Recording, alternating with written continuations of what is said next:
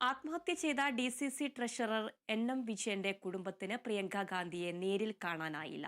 IC Balakrishnan MLAയ്ക്കും നേതാക്കൾക്കുമെതിരെ രൂക്ഷ വിമർശനം ഉന്നയിച്ച് NM വിജയന്റെ കുടുംബം 10 ദിവസം കൊണ്ട് നേതാക്കൾ നൽകിയ ഉറപ്പ് പാലിച്ചില്ലെങ്കിൽ കൂടുതൽ വെളിപ്പെടുത്തലുകൾ നടത്തുമെന്ന് കുടുംബം വ്യക്തമാക്കി. ബത്തേരി ഗജയിൽ പ്രിയങ്ക ഗാന്ധി എത്തുന്നതറിഞ്ഞാണ് ആത്മഹത്യ ചെയ്ത NM വിജയന്റെ മകൻ വിജേഷും മരുമകൾ പത്മജയും എത്തിയത്. പ്രിയങ്ക ഗാന്ധി MPയെ കണ്ട് കാര്യങ്ങൾ ബോധിപ്പിക്കുകയും നിവേദനം നൽകുകയുമായിരുന്നു ഉദ്ദേശം. എന്നാൽ സുരക്ഷാ ഉദ്യോഗസ്ഥർ നേരിട്ട് കാണുന്നതിനുള്ള തടസ്സം ബോധ്യപ്പെടുത്തി നിവേദനം നൽകാനുള്ള സൗകര്യമൊരുക്കാമെന്നറിയിച്ച് പത്മജിയെ ഗജ കോമ്പൗണ്ടിലേക്ക് എത്തിച്ചു.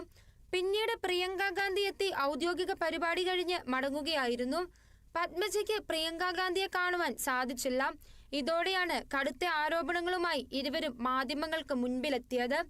NM വിജയന്റെ മരണത്തിന് ശേഷം വീട്ടിലെത്തിയ കോൺഗ്രസിന്റെ മുതിർന്ന നേതാക്കൾ വിജയന്റെ സാമ്പത്തിക ബാധ്യത ഏറ്റെടുക്കാമെന്ന് ഉറപ്പു നൽകിയിരുന്നതായും എന്നാൽ 10 ലക്ഷം രൂപ മാത്രമാണ് ഇതുവരെ നൽകിയതെന്നുമാണ് കുടുംബം ആരോപിക്കുന്നത്. 2.5 കോടി രൂപയുടെ ബാധ്യതയുണ്ടെന്നും 10 ലക്ഷം കൊണ്ട് എന്തു ചെയ്യാനാകുമെന്നുമാണ് കുടുംബത്തിന്റെ ചോദ്യം. പ്രശ്നപരിഹാരത്തിന് 10 ദിവസം കൂടി നൽകുമെന്നും ഇല്ലെങ്കിൽ കൂടുതൽ വെളിപ്പെടുത്തലുകൾ നടത്തുമെന്നുമാണ് കുടുംബത്തിന്റെ നിലപാട്.